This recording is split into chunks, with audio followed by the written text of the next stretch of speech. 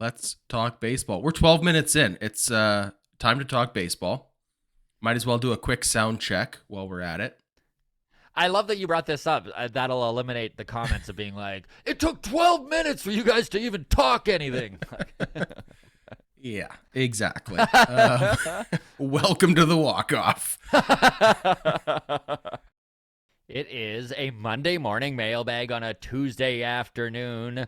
I'm Scott Belford, joined as always by the best co-host in the biz, Adam Mack. Looking speedy, my dude. Look at that hair.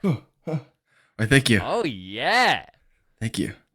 This is the reason we didn't have an episode yesterday. I specifically said, can we I need a haircut, skip Monday because I need a haircut. And the barber that I go to only is kind of like right when we are recording usually. So, and by barber, I mean barber school where I get my free haircuts. So cost cutting tip number one right here. I saved myself like $400 this year just by going to a barber school. And well, it'll just be nice getting comments that are like, nice haircut, instead of, you need a haircut. It'll be sweet. Yeah, exactly. Bring them on.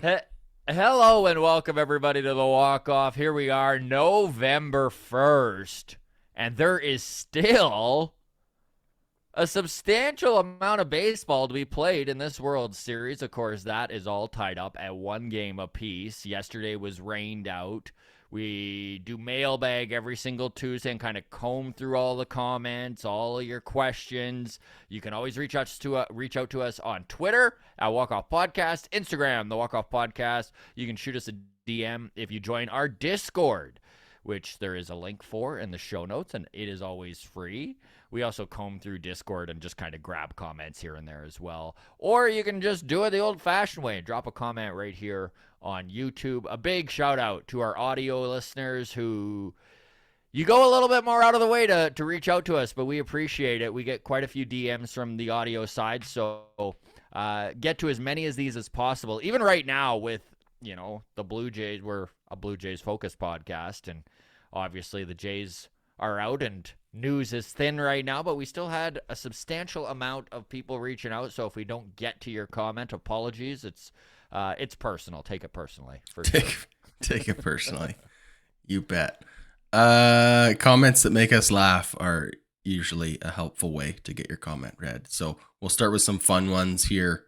Get the mailbag kicked off with a chuckle or two here. First one comes in from Instagram. Janessa messaged and said, "Happy Halloween. Loved Friday's episode with two Scott Belfords."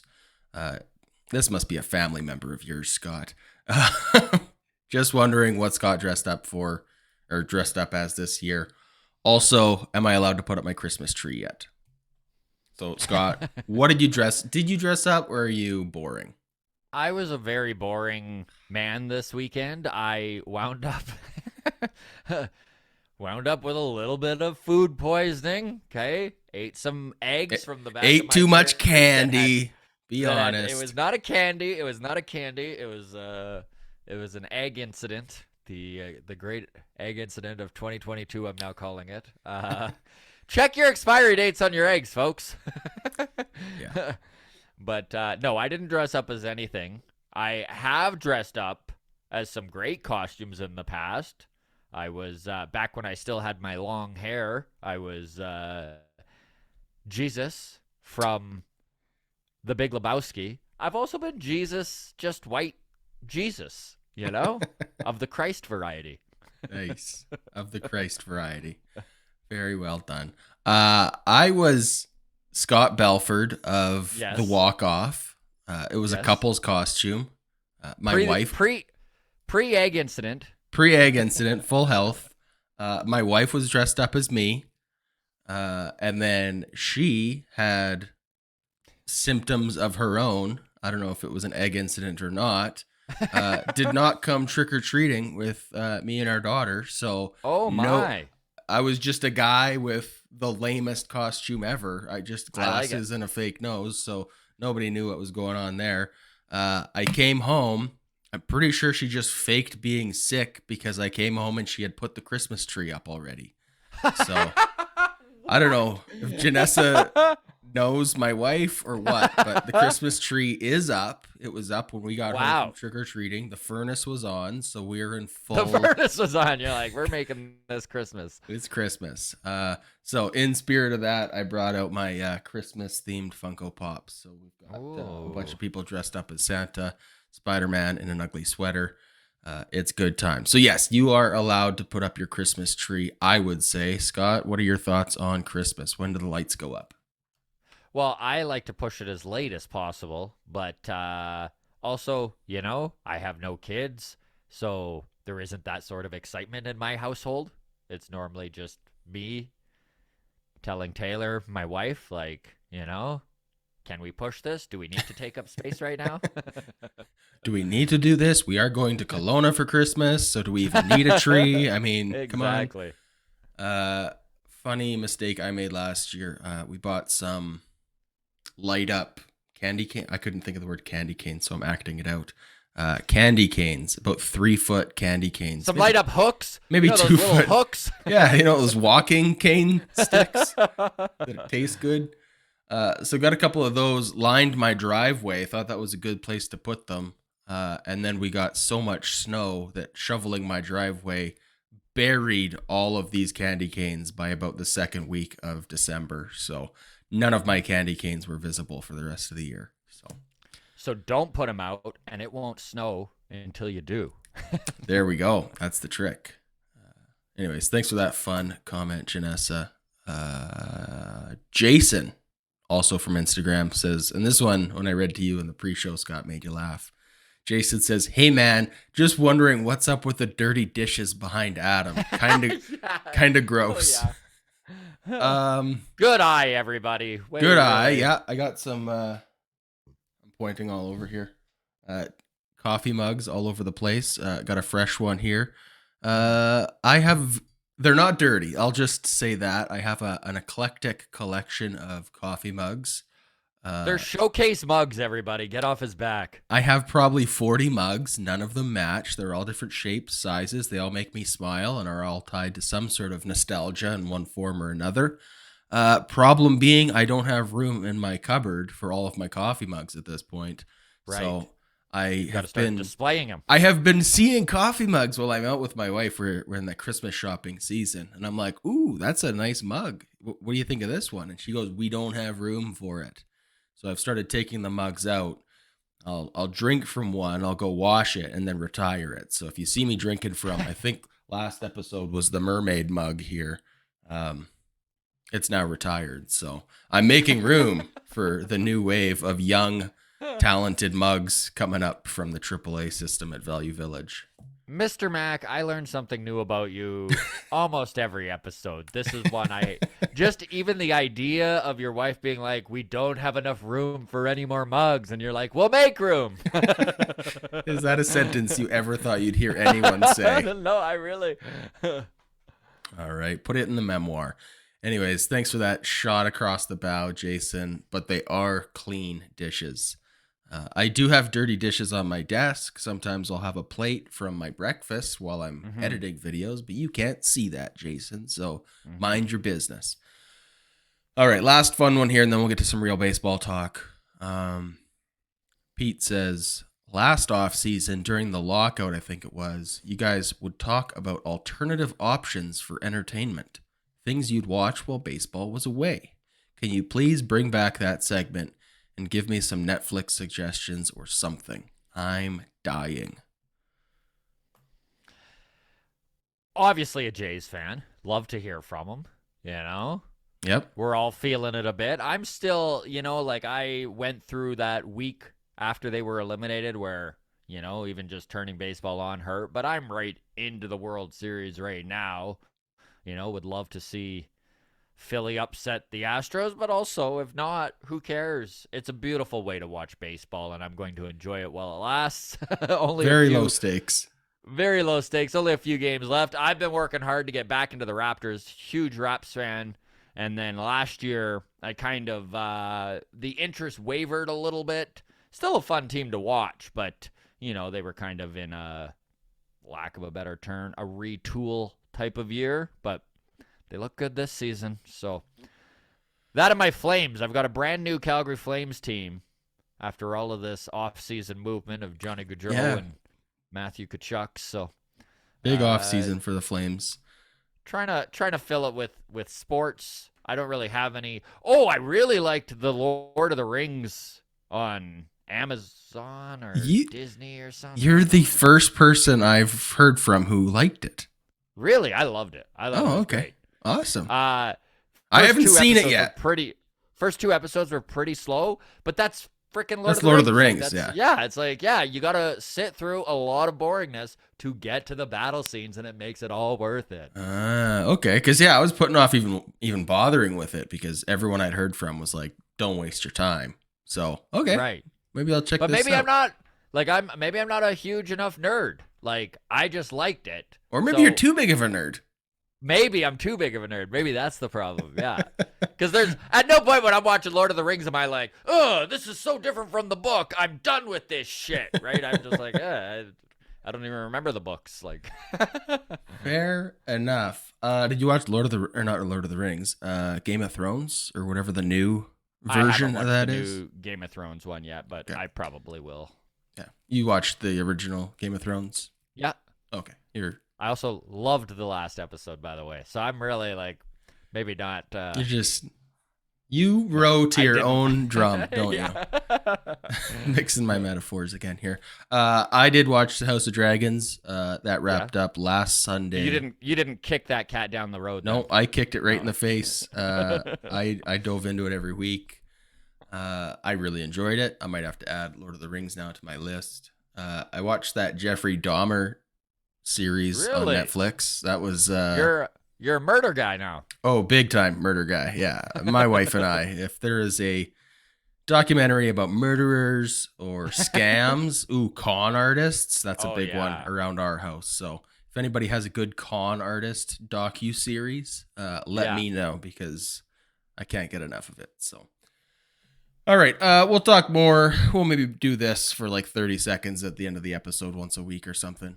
Sure. It's something people are interested in. I have no problem with that. But let's talk baseball. We're 12 minutes in. It's time to talk baseball.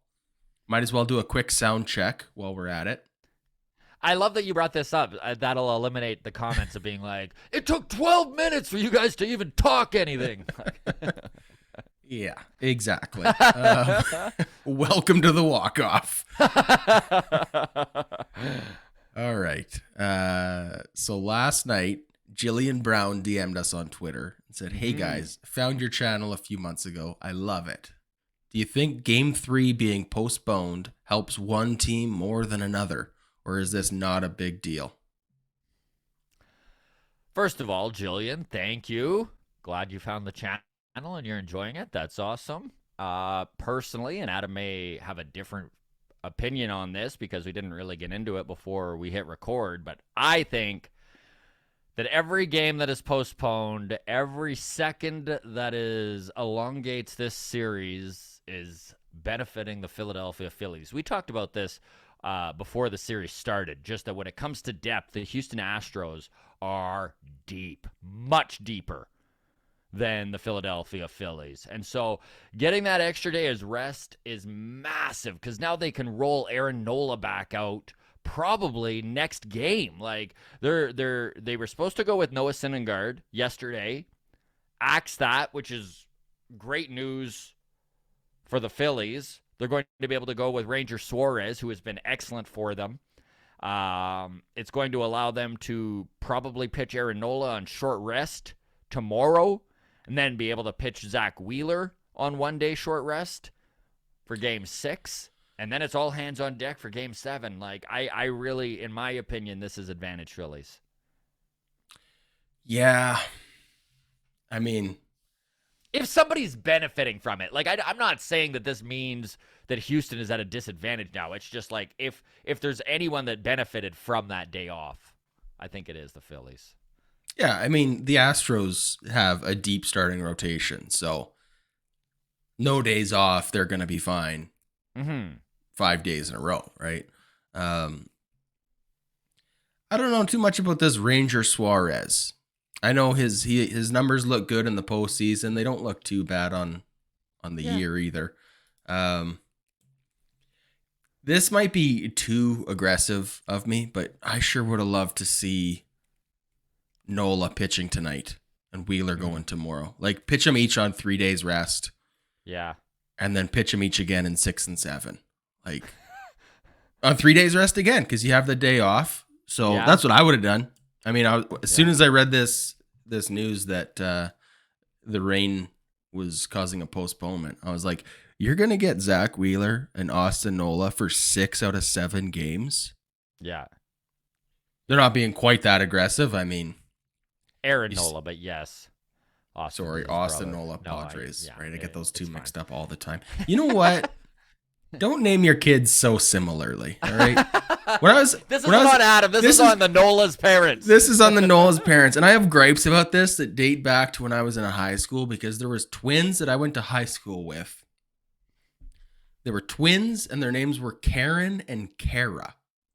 Okay, that's Like F off. Come on. Yeah. What? Okay, well, my parents are a little bit to blame in this factor too because my brothers' names are Brett and Chet. Well, there's a rhyme there. It's offensive. I still think the start at least is different. Yeah. There's different initials, right? Yes. When they're signing off on their homework assignments, it's a little bit different. Brett and Chet, eh? Interesting. That's right. The Belford boys. I learn something new about you too every day. So There you go. All right. I guess the conclusion is advantage Phillies. Yeah, I mean, I'm still calling for the Astros to win this World Series. I think that you can take all the days off you want. The Astros are pretty darn deep and pretty darn good, and they handled that game too. It was a bit of a statement game, but Yeah, it was. All right. Game 3 goes tonight in Philadelphia. yes, sir. Philly's got to take at least 2 or 3, right? I would think so. I mean, if they can get one and they need to go back to Houston, I think it's over. Personally, I think the Astros are going to win this in 6. I think that Philly's only going to get one more game here. All right. Maybe one of their stud pitchers can steal them one, but we'll see. That said, I mean, we have, and we've mentioned this numerous times, right? We have underestimated the Philadelphia Phillies this entire playoffs. Most of us have. So, they've made us eat our words so far. Very true. All right, next one comes in from Twitter as well. Crawdaddy222 says, "Hey boys, great interview with Davis Schneider." That's the comment. Thank you. Yeah. Davis Schneider, left fielder, second baseman in the Toronto Blue Jays organization, finished this season at AAA Buffalo. The kid is 23 years old and definitely made some major progress over the season, and just a really well-spoken young man. Really interesting takes on baseball and the way he approaches the game. So that interview is up currently under our full conversations. Both the audio and the video sides are up. We also talked with Jimmy Robbins, left-handed Jimbo pitcher. Slice, yeah. Jimbo Slice, and that was also an excellent interview. TJ Brock was really good. We've talked to a few of these minor league guys over the last week, so you can go ahead and check that out. Crawdaddy222, by the way, is Brian Crawford, and he is a writer for Jays Prospects, I think it is. And then he's also the Great Lake Loons. He follows... he's tied in with the minor league systems anyways. So we're actually going to have him on the show on Monday. Very cool. Yeah, and he's going to talk some of the prospects coming up in the Jays system. So we're looking forward to talking some baseball with Brian. Very cool. All right, next one comes in from the Discord. Original Blunt Smoking. With the two little dots over the U, everybody. Don't get it wrong. Kind of makes the U look like a smiley face. Yeah. Blunt smoking. Posted in Discord the scorecard for Pat Hoberg. Yes. The umpire. Listen, we are great at shitting on umpires. That's just what fans do, is pick apart umpiring. But it is worth bringing up. Pat Hoberg, man, he nailed it in that game too. 100% accuracy on balls and strikes called. That's wild. Yeah. Wild, I suppose, is the only real word I have to think of how to describe this. Like, what else can you say, Scott? I'm No, it is. a little It's bit so rare. speechless here. If anything, it's normally the other way around, right? Where we're talking about how an umpire affected a game or made a call that changed the momentum, and just not the case. So we figured, when I saw that in the comment section in our Discord, I was just like, let's bring this up. It's so easy to shit on umpires, but probably should give them some credit when they do a good job, and he definitely did a good job. So great job, original Blunt Smokin', for bringing that to our attention. And of course, there's a link in the show notes for Discord. You can sign up anytime you'd like. And great job to Pat Hoberg for calling such a robotic game. There you go. Yes. All right. Next one. Not a baseball comment, but I thought still worth talking about. So this one comes in from Mark. Says on Instagram, says, not baseball, but what are your thoughts on Ross Chastain? For anybody not familiar, this is a NASCAR comment. So I don't blame anybody for not being familiar with what went down over the weekend. Basically, you've got your NASCAR hair on right now. I've got my NASCAR hair on. You'd think I'd be a little bit more educated on the ins and outs of NASCAR. From what I get is you go hard and you turn left, and then you do that again over and over. It's the playoffs for NASCAR, which I didn't know was really a thing. That's my level of knowledge on the matter. Basically, playoffs in NASCAR work like this. 16 cars race 3 times. The top 8 advance to the next round. Those 8 race 3 times. And then the top 4 advance to like a race off. It's just one single race. First place wins the trophy. I think it's a trophy. Right. Maybe a cup. Probably a cup. So over the weekend, it was the final race of the round of 8. And there's this racer, Ross Chastain. He's in 10th place, but he's on the cusp of that 4 racer cutoff for the finals, because it's based on points or whatever. He's going into the final lap, and you can hear him radio to his pit crew or whatever, like, how am I doing for the cutoff kind of thing? And they're keeping track of all this, so they're like, oh, you need to overtake 2 guys on this final lap if you're going to make the finals. So going into the last turn, he just guns it, Scott. He just pedal to the metal and hugs the outside rail. I've never seen anything like it. This is like just an absolute video game move. I'm playing the clip here for anybody watching on YouTube. But he is just screaming by these guys like they're standing still. He overtakes 5 cars and makes his way into the finals. But just watching this highlight, and Scott, I know you haven't seen it yet, but you've got to go check this out. Yeah. I've never seen anything like it before. They were talking to him after the race, like, where did you even come up with this idea? And he's like, well, I played a lot of NASCAR 2005 on the GameCube, and it was just a move that I used to do against my brother all the time. I wasn't sure if it would work or not, but turns out it would. So just insane. Like the last quarter turn of the track, he goes from 10th place to 5th place. And wow. Just, it's I don't know. I mean, watching some of the highlights of the other racers, it was kind of mixed feelings, right? Like, obviously, if you were one of the guys that he took your spot in the Final Four, you're probably a little butthurt about that, greasy move. But everybody else thought it was pretty cool. So, I don't know. What are your thoughts on just, like, thinking outside of the box like that in sports? And, playing within the rules, but getting creative with them. Yeah, I love it. I love it, too. Thanks for the non-baseball comment there, Mark. 2 final baseball comments for us to get to. First one, got a lot of heat for our take on Yankees fans to blame for what's potentially going down in New York. Is exodus probably too strong of a word? Maybe that's wishful thinking on my part. Yeah. Of all these stars leaving New York, I don't think it's that. That's quite what's going to happen here. But I think a lot of people, Yankees fans in particular, had some very colorful words for us, Scott. And I just did think it was worth clarifying that, like, yes, if you buy a ticket and you go to a game, you're entitled to boo. Like, go ahead and boo. Throw batteries if you want, right? That's your prerogative. Make death threats to your best players. What do I care, right?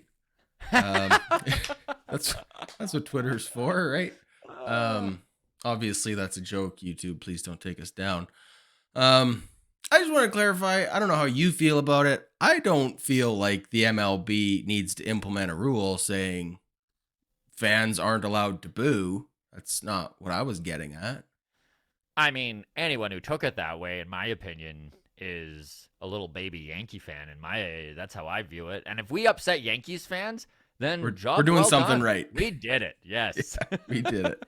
No, I just want to clarify, like, but can you imagine if that's what we're saying? If we're like, fans need to be policed. There should be rules in place. If as soon as you yell out something, you're removed from the game. I almost wish we had that take. That would have been probably gotten more views than the take we had. No.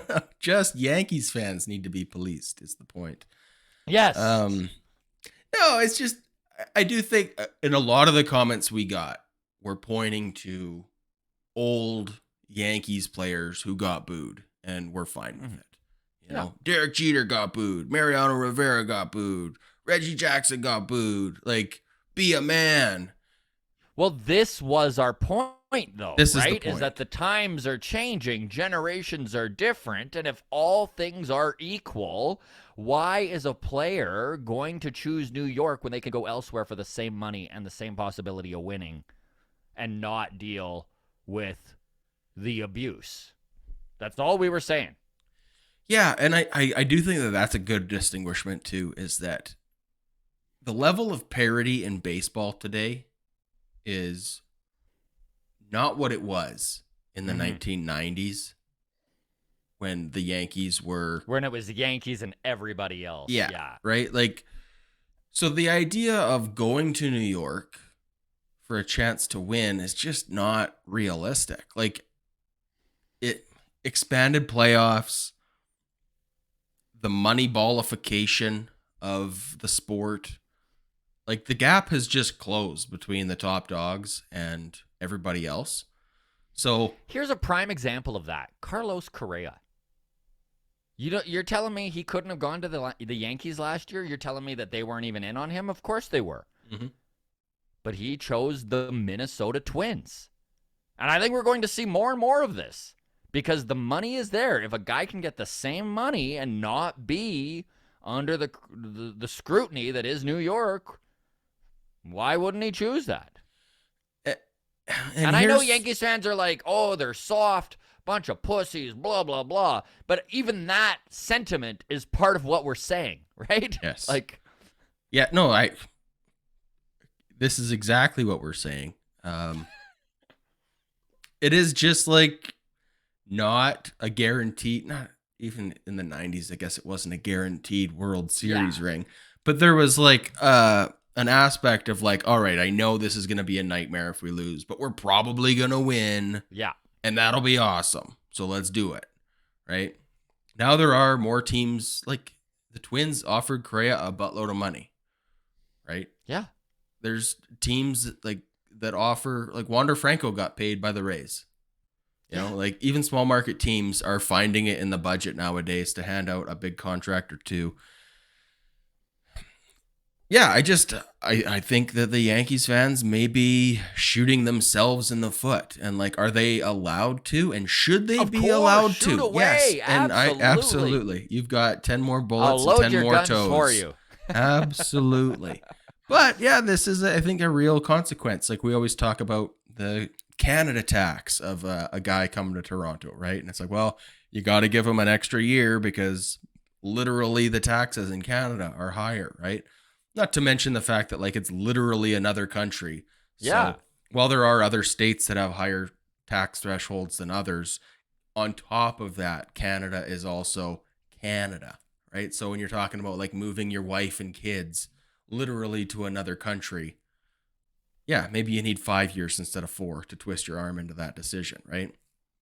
And I know you even mentioned off the top before we hit record that they're very likely we're overblowing this exodus from the Yankees, right? Like there's I would say a 90% chance Aaron Judge does stay, that Anthony Rizzo doesn't opt out and stays with the Yankees. I think that that's probably more likely than it is unlikely, but you know what wasn't happening in the 90s and early 2000s?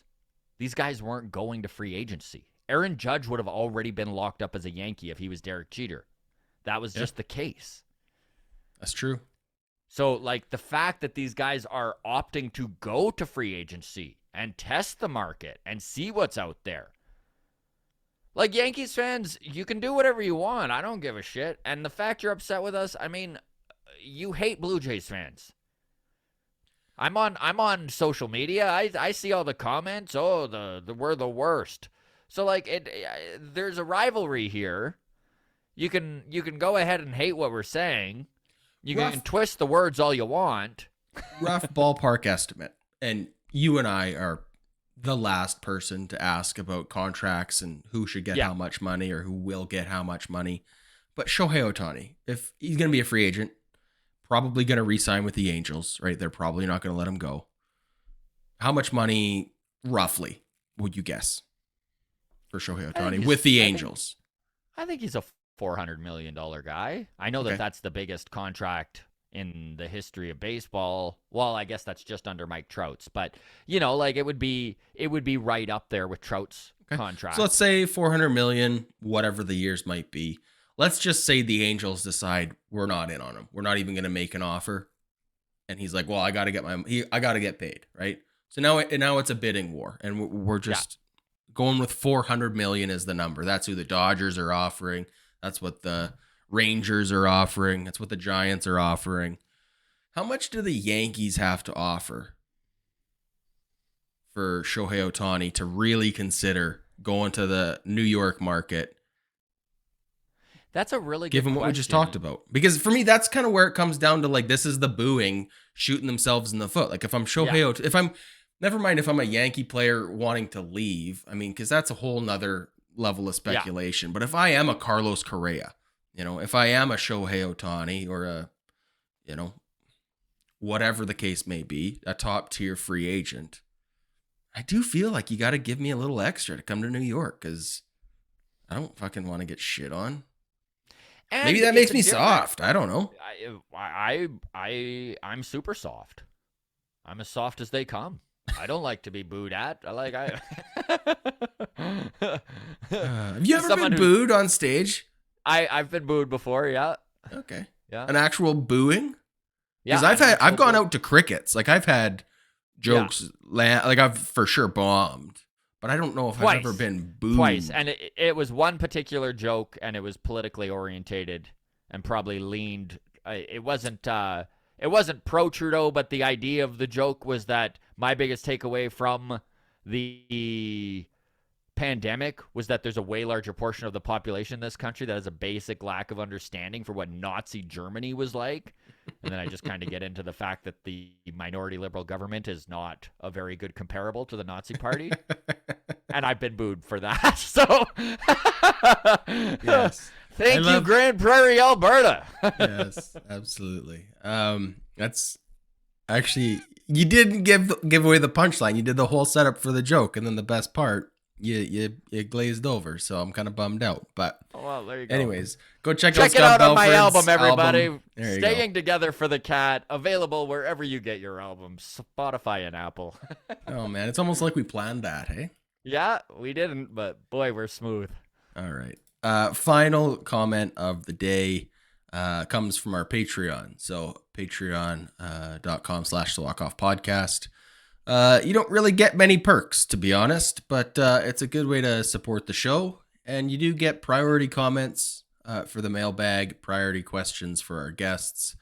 And Scott and I do baseball themed movie reviews. So we have about a half a dozen of those up right now. Yeah. Kind of And took we the are going to season start- off because it's such a Yeah. busy time of year. But now in the off season, we are will going to be get back getting into back to that. that. So Another thing to really, if you are a fan of our interviews, which is, in my opinion, probably the shining star of the program, is whenever we get some of these high-profile guests that have no business coming on the show, but we have managed to get them.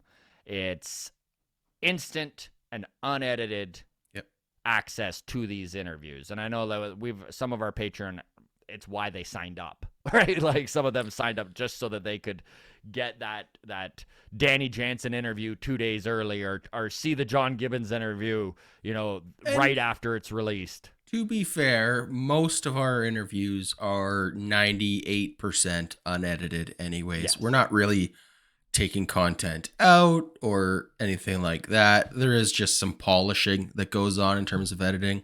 But the unedited version is just, it does have a little bit of the informal social stuff, pre and post interview. So if you're into that, and on occasion, we do have someone, we won't name names, but if you've been with us for 2 years, you know which interview we're referring to. Sometimes a guy says a comment and then a week later is like, you know what? I might have put my foot in my mouth with that. Yeah. Can you guys take that one down? And we do, right? Because we're not here to ruin anybody's career, not ruin anybody's career, but, make it uncomfortable for them in any way. So, of course, we oblige. But, again, unedited early access, so you get to see all that stuff before they have a chance to regret their comments. I guess is the toxic way of me putting that. Yeah.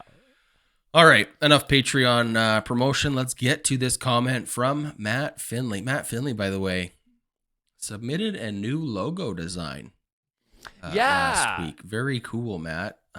Yes, big tip of the hat, Matt. Thank you again. Yeah, we're going to talk some more with Matt about that in the coming weeks here. But no, very, as very we work to get Matt. our website up. Yes. It's coming, though. It's coming. Lots of stuff in the works, so appreciate that. Anyways, Matt Finley says, hey, gents, question for the mailbag. How much do you think Atkins Shapiro are dedicated to riding and dying with this core? As a Leafs fan, in brackets, I don't want to talk about it. Fair. I've seen firsthand how stubbornness from the front office can lead to consistent mediocrity. Would not want Atkins making the same mistake and being too attached to the core that he is not willing to break them up to better this team. And that's a great point for Matt. What are your thoughts on that, Scott? Interesting question, too. I'd love to hear your take on this, Adam. Personally, I feel like Atkins does have the, for lack of a better term, intestinal fortitude to make these tough decisions. We've seen him make some bold moves in the past, right? Going out and trading Austin Martin, who was the number 1 prospect, and Simeon Woods-Richardson, who was the number 3 prospect in the Blue Jays system. Very rarely do you see top 10 prospects moved, let alone 2 top 5s. Then he doubled down on that, signed Jose Barrios for a long-term contract. These are bold moves. Going out and getting Kevin Gausman, 5 years, $120 million. Or sorry, I think it was 110. Nonetheless, bold move. Spending $150 million on George Springer. Bold move. Now, what we haven't seen yet is him trade from a position of strength within the lineup to bolster positions of need in the lineup. And that is a really good question by Matt. This is the offseason we need to see this from this front office. Yeah, I mean, this is the core that Atkins has assembled. Good core. It takes real, intestinal fortitude. I don't know. There's a little bit of an ego check required to look yourself in the mirror and go, this is good, not great. Mm-hmm. Am I willing to risk making this less than good in an attempt at finding great? And this is something that I'm sure you can relate to as a stand-up comedian. It's something I find myself really forcing myself to confront on a regular basis when I do come up with a new bit or a new joke and I'm working it through.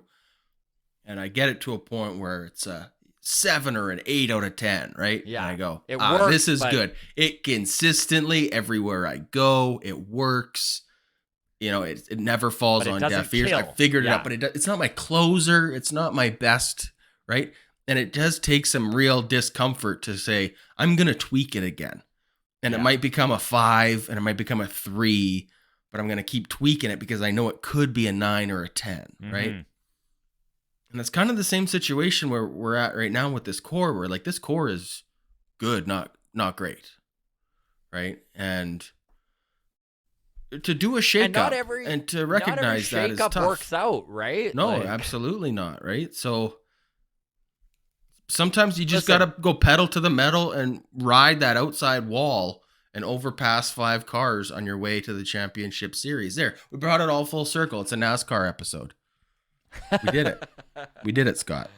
I mean, Jays fans that are our age, Adam, not you youngins, not you kiddies, but anyone with a little bit of length to their teeth, if you will, long in the tooth, will remember the major trade that brought in Alomar and Carter and shook up the core of that Blue Jays back in the early 90s. And I think that worked out so well, it's really easy for us to go shake it up, do that again.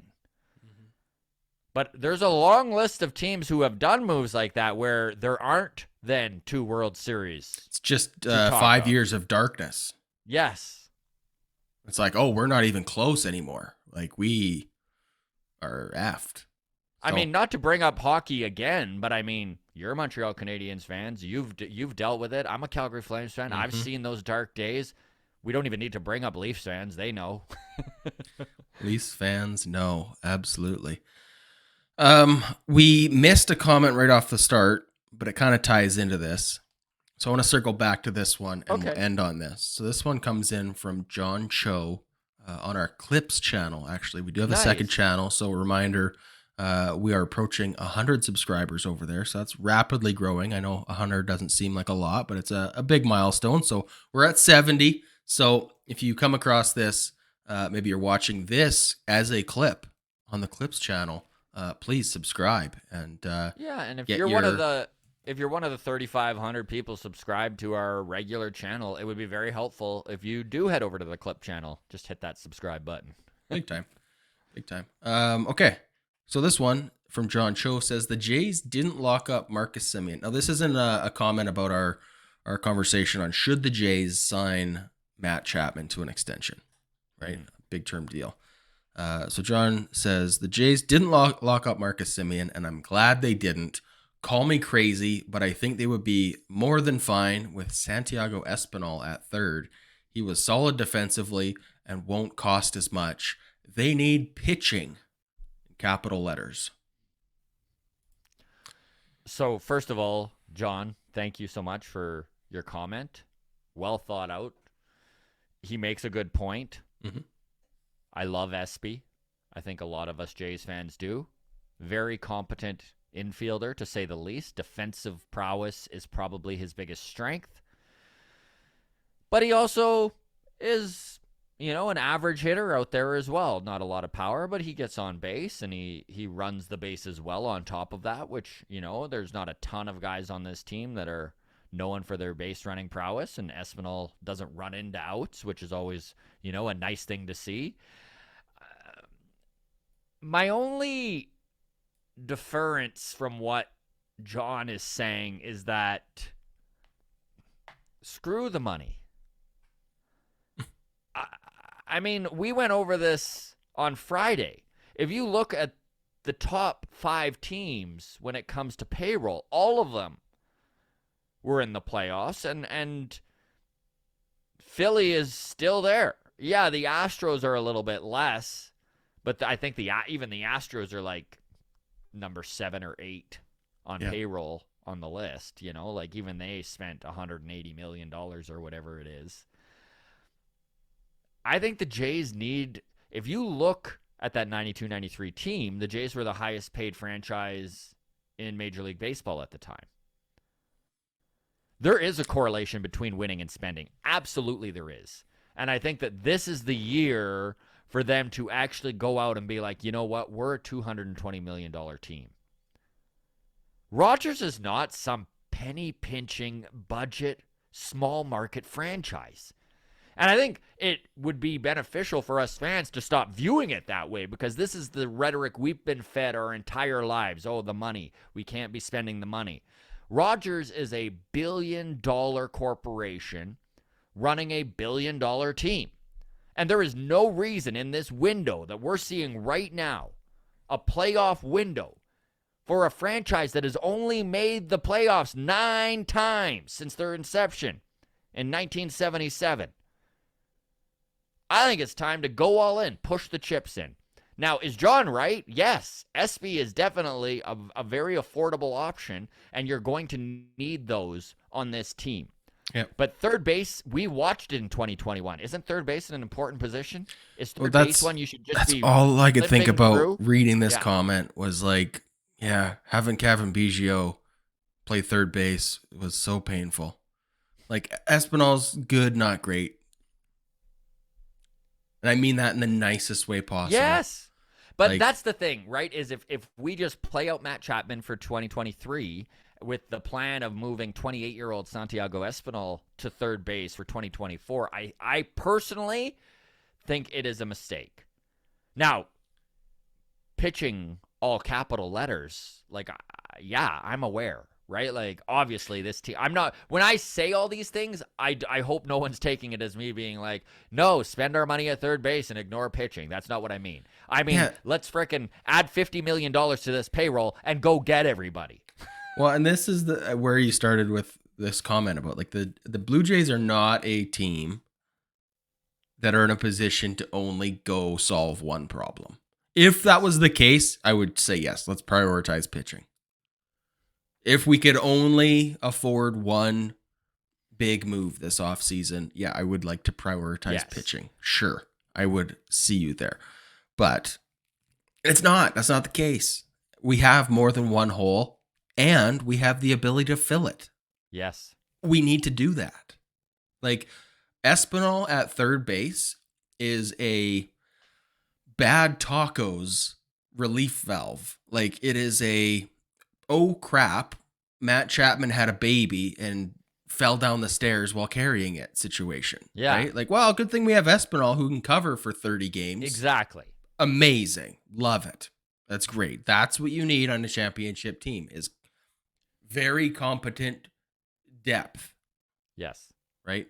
But that is not a recipe for success to go into a situation where you go, well,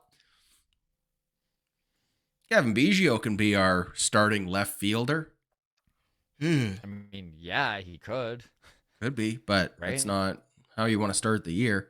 And I'm not taking this as a knock on John's comment, by the way. In fact, you know what? If this comment was directed at, let's say, the Cincinnati Reds, I would be 100% in agreement. Where, yeah, some organizations need to take a step back and look at their needs and prioritize, and you're probably only going to be able to afford to address one of these needs. If you're the Milwaukee Toronto Blue Brewers Jays are and you not have that to team. trade Josh Hader at the deadline because Yeah. you know you can't Well, re-sign you're him, in the playoffs. and you have an Yeah. opportunity to get some stuff back, you have to make those tough decisions. We are not that team. And I know probably from watching the Blue Jays over the past 15 years, we feel like that team at times. Yeah. But I really We're going think to this see. offseason, Scott, we're going to see two surprising signings. Yes. I don't even know what that means because it's a surprise. Yes. And two decently sized trades. So a combination of 4 transactions that's going to fill and really bolster this team. I don't know if any of them are going to work out. We spent a lot of money on Yusei Kikuchi. Hey, by the way, Yusei Kikuchi spotted at a Toronto Maple Leafs game over the weekend. If you Hey. see, guess I'll give you $100 that I will have to borrow from my wife, but I will give you $100 if you can guess the jersey he was wearing.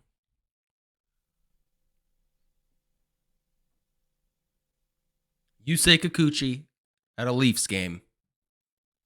What jersey was he wearing? He was wearing an NHL jersey. You tell me which one. Was it a Leafs jersey? It was not a Leafs jersey. Oh, That's the catch. I don't know. Okay, Just tell me. It was a Ducks jersey. The Ducks were in town, and he was wearing a Ducks jersey. Hilarious. What?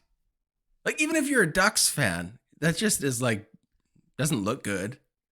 What was there a name on the back? Oh, Was he, I didn't like, see. Paul I Correa or something like Paul Correa, greatest Mighty Duck of all time. I grew up a Ducks fan. Can I tell you that?